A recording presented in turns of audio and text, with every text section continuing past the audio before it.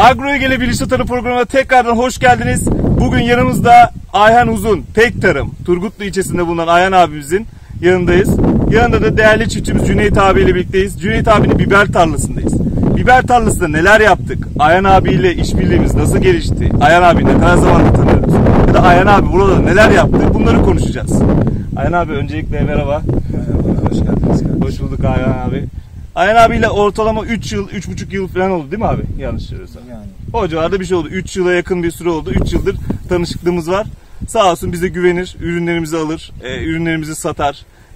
Sonucu da görüyoruz genellikle. Cüneyt abi çiftçimiz, değerli çiftçimiz, biber tarlası var. Hala maşallah. Şimdi Ayhan abi biz burada neler uyguladık? Nasıl yaptık bu biberleri böyle? Maşallah biberlerimiz harika. Şimdi başlangıçta taban gübremizi uyguluyoruz. Ondan sonra bağda da bahsettiğimiz gibi bölge olarak pH problemimiz var. Bununla ilgili yıllardır çözüm arıyoruz. Bitkiler kök atmakta, yürümekte, yeşil aksan tutması dolayısıyla meyve tutumunda sıkıntı yaşıyor. Bununla alakalı pH çözücü olarak sülfasit kullandık ve bununla alakalı itibariyle çok memnunuz. Fiyat olarak da uygun. Fiyat olarak da uygun. Peki Ayhan abi bu şimdi sülfasit dediğimiz ürün 24 saat içinde, tek yıllık bitkilerde 24 saat içinde farkını gösterirse izleyeceğimiz. Ayhan abi de direktmen sülfasitin arkasından bir damlama gübresi 20-20 ya da bitkinin ihtiyacı varsa fosforlu gübresi onu veriyor. Sülfasit ne yapıyor? Etkinliğini çok hızlandırıyor. Böylece bitki alımı hızlanıyor bitkinin. Biraz da Cüneyt abiden konuşalım. Cüneyt abi nasılsın? Teşekkür ederim. Biberlerin nasıl?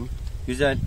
Ya biberlere sülfasit duyduk tabii. Ayhan abiye güveniyorsun sen de. Tabii, sürekli Ayhan abiden alışveriş yapıyorsun. Tabii yıllardır çalışıyoruz zaten.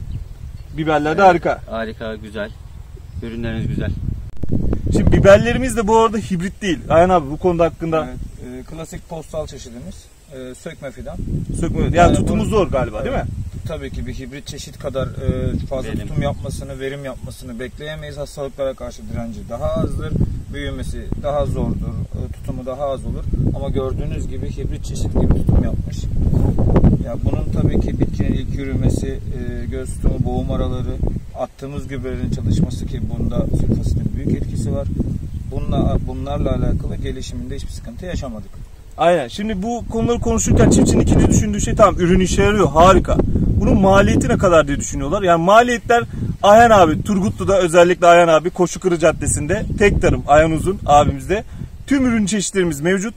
En uygun fiyatları en iyi şekilde verebiliyor kendisi. Aynı şekilde. Evet. Diğer gübreler de ya da ilaçlar da vesaire. Bunun haricinde başka eklemek istediğiniz bir şey var mı abi? Yani memnun musun? Onu sorayım. Tabii. Öncelikle Ayhan abiden memnun musun? Onu sorayım. O bizim kardeşimiz. Yıllardır çalışıyoruz. Dediklerine de güveniyoruz. Zaten kötü ürün denemeden de vermez. Aynen. Yani Ayhan abi bu konuda şimdi şey olarak söylemeyeyim. Gördüğüm en bilinçli bayilerden, en iyi bayilerden bir tanesi bu bitkilerde. Özellikle polikültür bir çevrede yapıyoruz. Yani tek bir bitki değil. Zeytine sadece bakmıyor ya da kiraza ya da şeftaliye tek başına bakmıyor. Tüm bitkilere bakıyor. Bunun için tüm bitkilerin hastalıklarını öğrenmesi gerekiyor. Ayhan abi bu konuda inanılmaz kendini geliştirmiş. Yani 3 yıldır tanıdığım için ben o rahat söyleyebiliyorum. O yüzden hani bizim ürünümüzü kullanıyor. Sonuç görmediği zaman, yani sonuç görmese sonuç görmedim diyor mesela. Evet. O artısı da çok büyük. Üreticiye vermez yani. Beğenmediğim ürünü kullandırma. Bak evet. En güzel şeyi bu. Beğenmediği ürünü kullandırma. Kendisi de tarlası var. İlk önce tarlasında kullanıp ondan sonra çiftçiye sürüyor bu ürünleri. Aynen. Yani buradan ne çıkıyor? Yine her zamanki gibi çiftçimizin mutluluğu bizim gururumuzdur. Evet. Aşağı tarafta teknik danışma hatlarımızın hepsi mevcuttur.